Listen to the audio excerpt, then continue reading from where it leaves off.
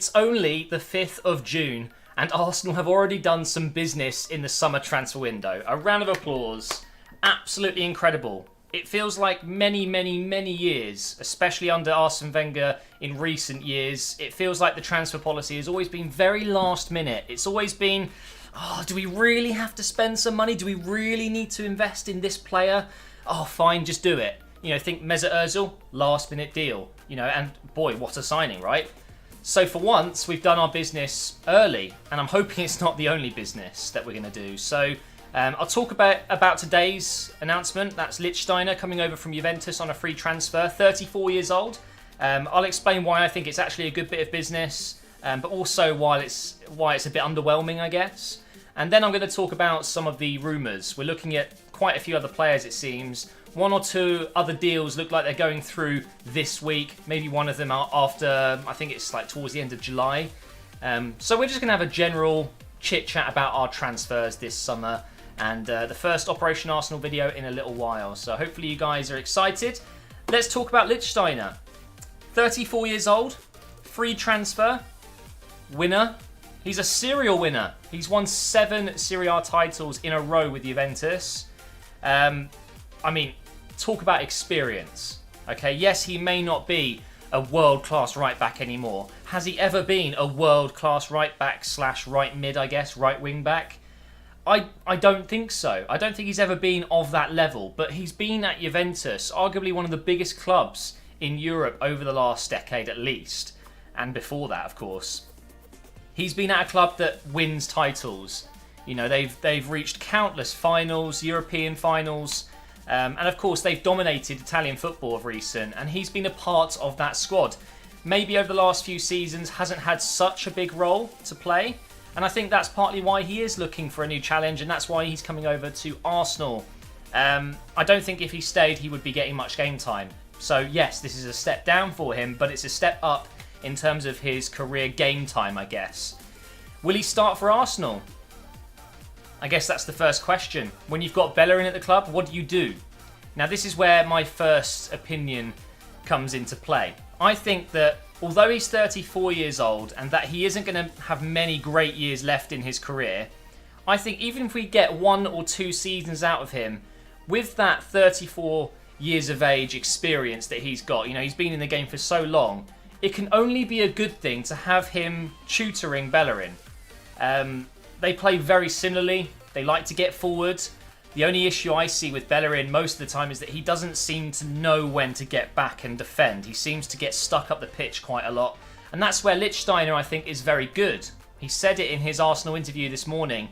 He likes to attack, but he has the mentality and the intelligence, the football knowledge to know when to drop back and help the team defend. And if that's what he's going to be teaching Bellerin, that can only be a good thing. And it means that we've got a backup option. I think Bellerin should start. And I think that it's a great thing for Bellerin to have some competition. Think over the last 2-3 seasons since he's got into the first team and really done well for himself, although I don't think he's been great over the last 12 months, he's had no competition. He got into the team through an injury. It was very, very unfortunate that, oh my God, my mind's just gone blank. Debuchy, that's his name. Debuchy picked up an injury after being out for a while. He came back, got injured, and Bellerin came in. And he did really well, in fairness. But since then, he's not had that push to excel. He's not had direct competition. If I play badly, that guy will get in ahead of me. I can't allow that to happen. I'm going to play to my absolute maximum. With Lichtsteiner joining, over the next 18 months to 24 months, 2 seasons at least, I would say, Bellerin will have competition. Because Lichtsteiner will do a solid job for us. Yes, he's 34. Yes, he's past his prime, absolutely. But he will still do a good job for us. And I'm sure he could do very well for any team in the Premier League, even at his age. If you look at his physicality, his fitness, he's still very fit. He gets up and down the pitch very nicely indeed. He's captain for Switzerland. He'll be at the World Cup, captaining them for the tournament. And I think that it's going to be great to have someone like that in the changing room, let alone as an option to play as well. So I think it's going to be great for Arsenal. I really do. I don't know how much his wages are. With a free transfer, of course, that means we can afford to up the wages a little bit, but there's no doubt It's not going to be that high. I don't think we're talking, 100 grand plus. So that's a bonus. We've sold, well, we haven't sold, but we've released Santi Cazorla, which I'm really sad about. But he was on quite high wages, so that makes some room for Lichtsteiner and other signings to come in. So I think overall it's a good signing. I just wish he was maybe 30. Because 34, I mean, it wouldn't surprise me if he does 1, maybe 2 seasons and then retires or moves on to China or whatever. Is he good enough to get a big move to China? Probably not. And is he going to set the Premier League on fire? No. He will do a background job for us. He will just be a good option. But the main point to take from this, and this is how I'm thinking of this signing, it's to help Bellerin. Bellerin needs help. He's a brilliant player. He's got huge potential, but we're just not seeing it. His potential graph would look like this, and now it's just starting to plateau a little bit. I think that with Lichtsteiner joining, the experience he brings, not only will it help Bellerin, the winning mentality, having a leader in the changing room. He's obviously going to be great friends with Granit Xhaka, being Swiss as well. It's going to be a good thing for us. So a great bit of business, Emery's first signing. Now let's talk about rumours. This isn't even a rumour anymore. Sokratis. I don't even want to try and say his first full name. It's unbelievably long. But the Greek defender, plays for Dortmund. Hasn't been great over the last 12 months, but arguably, when he was playing well, was one of the best defenders in Europe. He really was, I would say, at least top 20 defenders. Very, very great pace and strength on him, and I think that he could do really well in the Premier League. He's been linked with Arsenal for a few weeks now, and from what I've read this morning, everything has been agreed. All he literally has to do is agree personal terms, and then the announcement will come. So I think that's going to be a very important signing for us. Again, slightly old. He's going to be 30 very soon, or actually he might be 30 already. So we might get, 4 seasons out of him. But what we get with Sokratis is just another defensive option. We need defensive options. With Mertesacker retiring, he's working behind the scenes in the club now, which is great. With Koscielny being really injury prone, with Chambers and oh my god, my mind today. Holding. Sometimes I cannot get the names out of my head. Or out of my mouth, I should say. Those two aren't good enough. So I think Sokratis and Mustafi, of course, has just been such a bipolar player for us. Up, down all the time. It's just going to be nice to have, hopefully, a consistent defender that stays fit. And I love the fact that he's a bit of a warrior. He's aggressive, and I like that.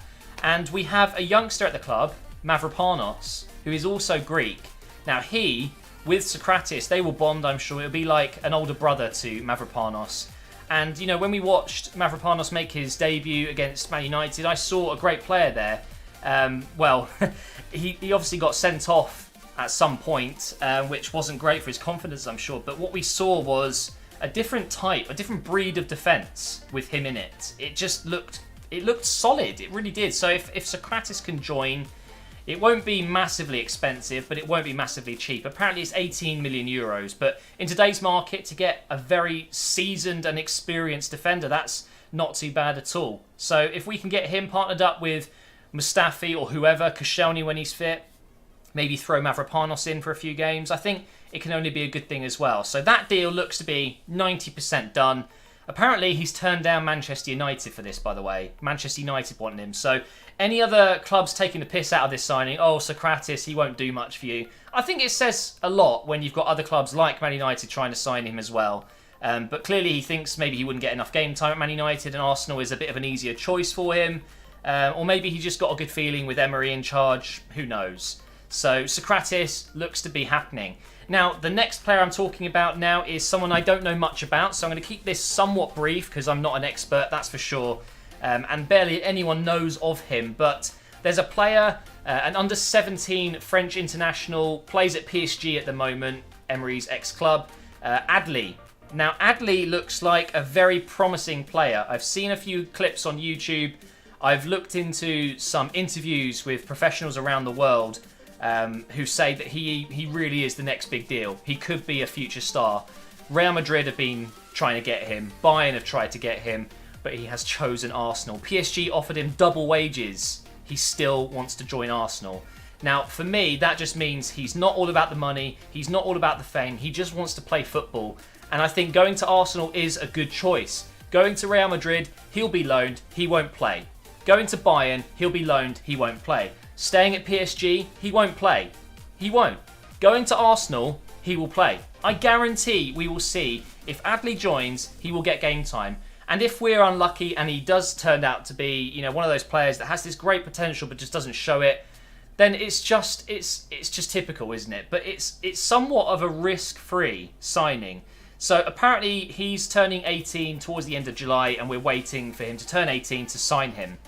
He would only cost us €250,000 for a potential future world star. Okay, big clubs want him.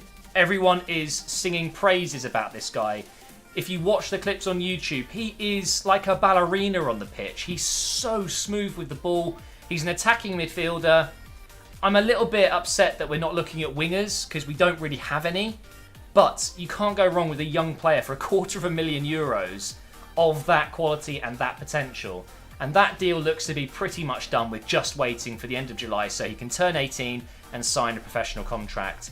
And I'm really excited by this because that just shows we're not looking at just present, we're looking to the future as well. This is a big, long project at Arsenal with Emery joining. So someone like Adli coming in is a signing for the future, not just now. But I think he can do a job now. He seems to be that good. So I'm really excited about that. Those are the real tight rumours at the moment that seem pretty much dead on. We've got Lichtsteiner, that's done. Sokratis, 90% done. Adli, maybe 70% done. It seems like he wants the move. We're just waiting for the end of the World Cup and the end of July. Now, there's one player that we've been linked to. Again, I'll keep this short because I don't think it's got much legs in it. But apparently we want Fellaini. If I had a gun, I do not want Fellaini. I really don't. I don't think he offers anything to the club. The only thing he would offer is that physicality, but you've seen him play at Manchester United for many seasons now. Yes, he has an impact when he comes on as a sub, but as a starter in big games, he doesn't pull his weight, which is a lot, by the way. He's a big guy. And sure, if we do sign him, I'll get behind him because he'd be an Arsenal player, but he seems so mistake prone and we've got too many players like that. His wages will be very high. I don't like it. I don't want Fellaini joining. I would rather someone else came in instead of Fellaini. But you never know. He could be great for us. Maybe he's that missing piece in midfield. Who knows? But you're seeing other teams signing Fabinho, like Liverpool getting Fabinho and Keita. Fellaini. It's, yeah, levels. And Manchester United just announced they've signed Fred from Shakhtar Donetsk. I mean, Fred, Fellaini. Yeah, they're replacing... it's the complete opposite type of player, of course. I mean, like, Fellaini's... Yeah, okay. But you get what I mean. Fellaini to Arsenal, I'm really hoping it's not going to happen, but it is a rumour, so I thought I might as well throw it in there. So, Lichtsteiner has joined Arsenal. We've got ourselves a new right-back for a year or two, but more importantly, we've got a leader, an experienced player, someone that will help not just on the pitch, but in the changing rooms. Sokratis is pretty much done. That's going to be another defender joining the ranks. Adli looks to be done. Cannot wait for the World Cup to finish. Not just because I want to watch it and, you know, it's going to be great, but to get more transfer news. It's like, it's a drug, isn't it, for us football fans? So thank you so much for watching. Make sure you are subscribed to the channel. Make sure you click that bell notification icon so you never miss a video. And I will see you guys soon.